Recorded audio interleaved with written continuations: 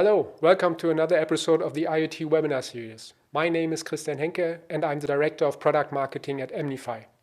We know building IoT products is complex, and this is why I'm inviting to every episode an IoT industry expert.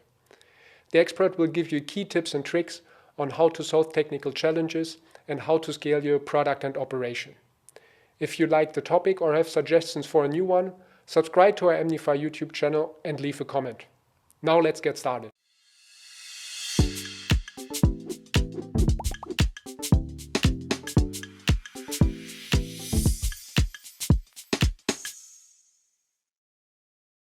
Hello, Sani, welcome from Berlin. Thank you for attending this webinar.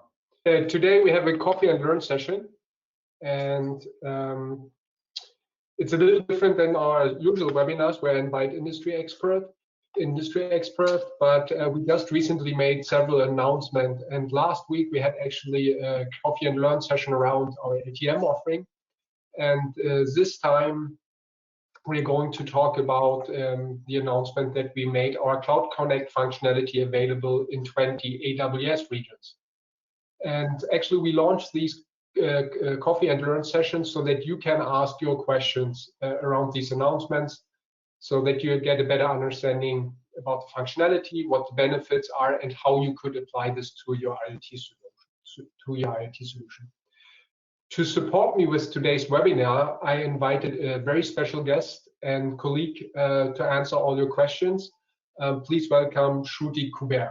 Thank you for inviting me, Christian. Shruti has been working in the telematics space for 8 years. Before joining EMnify as a developer advocate, she has been helping developers getting on board of the Here Maps solution. I'm very glad that she joined EMnify 3 months ago and is now helping actually developers of EMnify to onboard on the solution. So today I will be talking with Shruti about several key topics around Cloud Connect. So what are the benefits of Cloud Connect? How was the things that Cloud Connect provides solved before with operators? What does the 20 region announcements mean? And what about other cloud infrastructures besides AWS? Shruti, maybe as an introduction for the audience, could you give a little bit of a background? Why would you need Cloud Connect and what are the benefits? Sounds good. So yeah, first of all, thank you for inviting me here, and it's exciting to be here and help the developer community of EMnify adopt our solution. So to go back to your question, right? So a few days ago, we announced that we have Cloud Connect available in 20 regions. And what does that even mean? Why would you need Cloud Connect at all? So this is what I'm here to answer. So if you take any basic scenario into consideration, right? You have, let's say a customer has some IoT devices, they send data to them, and then on the front end, they have dashboards. So what you have basically is a database server, you have a web server, your device your device probably has a SIM card, it sends data to this database server and so on. But what happens is when you work with, let's say, traditional network providers, you have, what you get is your data is sent over public internet. And so there are vulnerabilities there. So you can have hackers attack into different spots and or steer away your data to their own servers, or hack into your systems and get your precious data, and that is not at all what we want. And so what we want is for our data to be able to go very safely into your databases. And so with EMnify Cloud Connect, what we have done is, so because our network infrastructure already sits on AWS, what we do is firstly, we take your data very securely from the SIM card to our servers, and then we provide a secure way to get them to your servers. So we provide a transit gateway. We use the transit gateway service by Amazon, and we provide that data onto your servers so that you can have a completely private database EC2 instance, let's say. So if you have a database running on an EC2 instance, it can be completely private, not connected to the outside world, let's say. and have your devices send data onto them completely securely with Cloud Connect. And then all the vulnerabilities are taken care of, and then you don't have anyone directly getting into your server and getting your data. Truly great. Just to go a little bit further around it, Shruti, how was this private networking solved before Cloud Connect? Sure. So yeah, we're not the first ones, let's say, to give you network security with your IoT devices, right?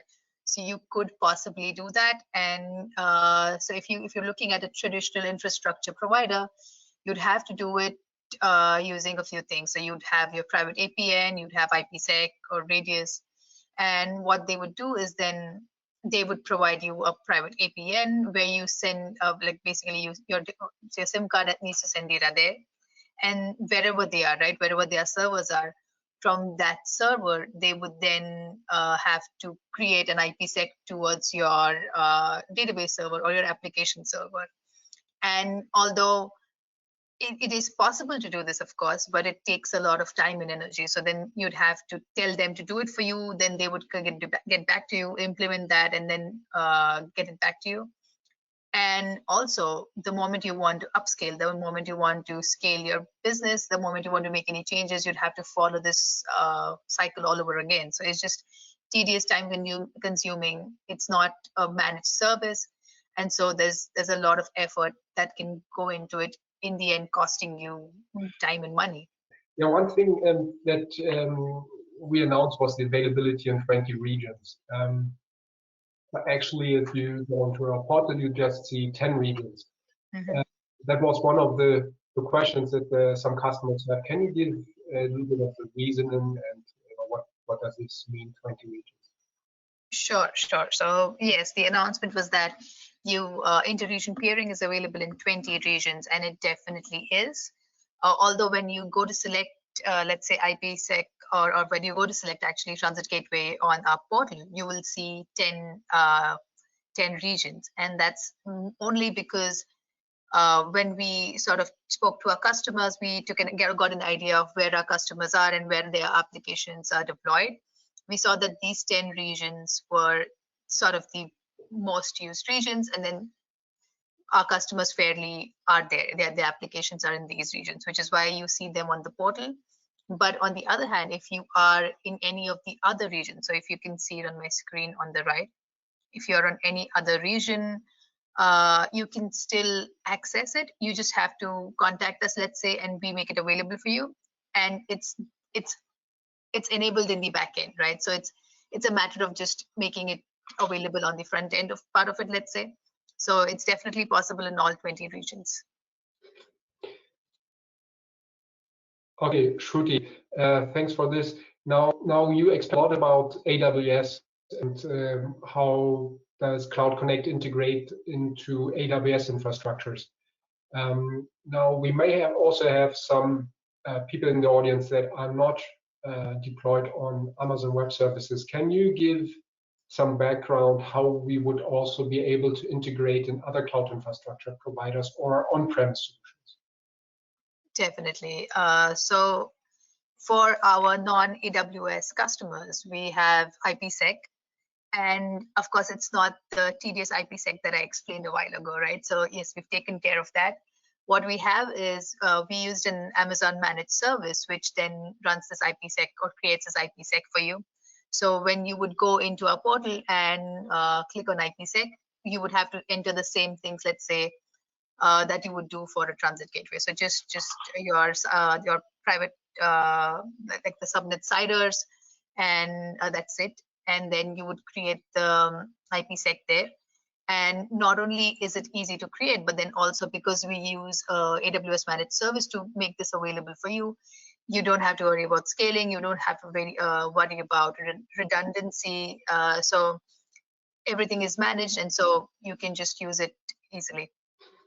Okay, but actually now there's also the most the best part of this webinar, I think, the demo. Yeah? So we wanted to make sure that you also see how easy it is to set up the Cloud Connect, and Shruti has prepared something here, and Yeah. yeah, Shruti, So please show how easy it is to set up, and what you would need to take care of when you set up a private network between your device and your AWS infrastructure.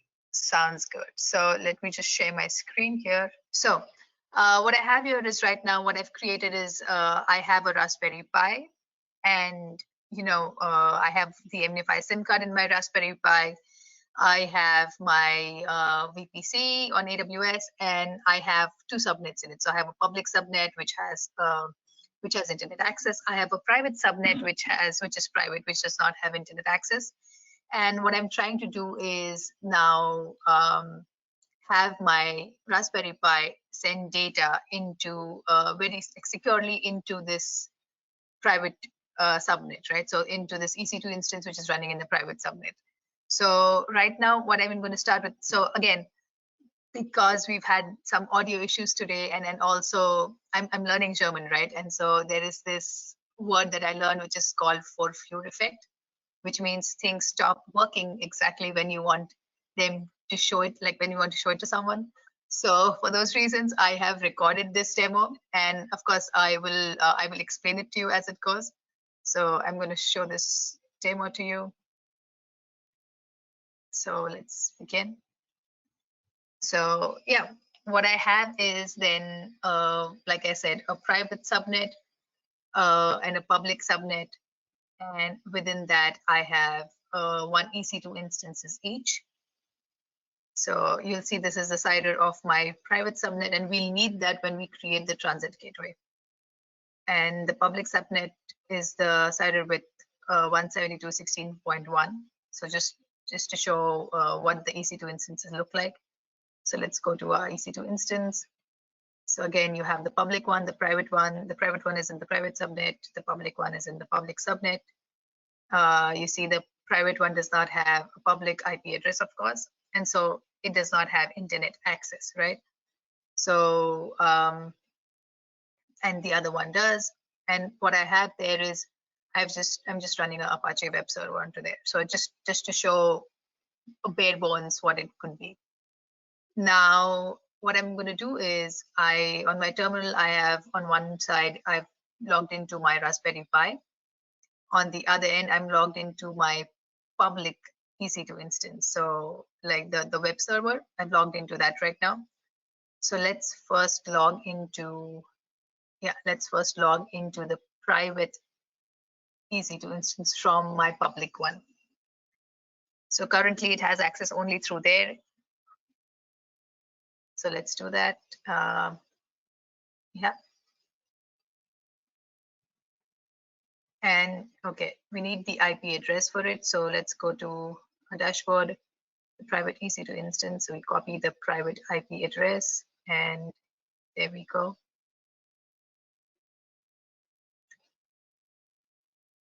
My key, and we are in.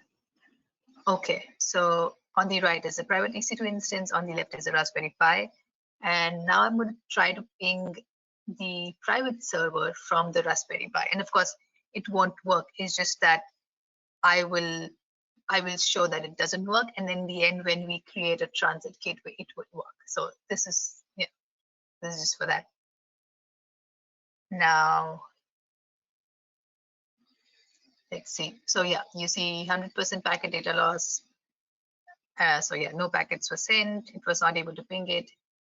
Let's see what the IP of my SIM card is. So yeah, it's the point-to-point one. So because it's connected to a shield, okay, through which we connect to the EMnify SIM card. So this is the IP, and you'll see, yep, the pings were not successful. No packets sent.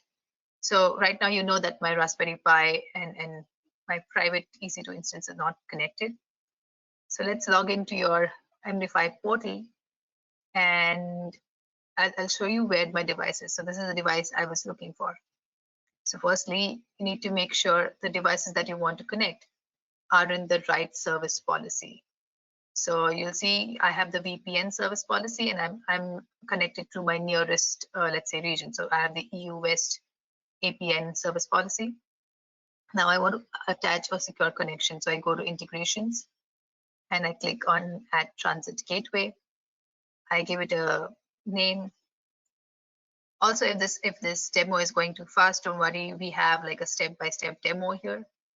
So now I add the region in which my VPC is, and then I add my account, my AWS account number, and then I will add the CIDR for my private subnet. So this is my private EC2 instance, I mean the private subnet CIDR block, and I add that.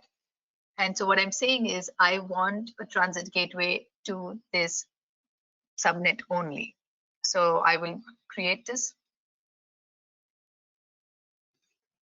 And once you create this, so it says it's 149, but actually it's free for evaluation. So you can always go and check it out. Now what I have to do is first I have to accept the transit gateway request, connection request.